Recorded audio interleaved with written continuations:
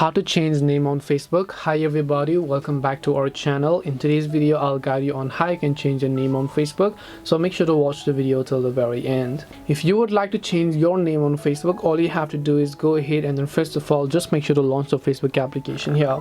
Once you launch your Facebook app, you're going to be able to see this type of interface where what you need to do is just make sure to tap the three lines option located at the top right hand corner, and then just tap the gear icon from top right again, and then I want you to go to Account Center. Because the interface for Facebook has changed over the years and months to come, this has become a little bit tricky. Once you're here, I want you to tap the Profiles option from the top, and then just tap your Facebook account here, and then just tap on Name.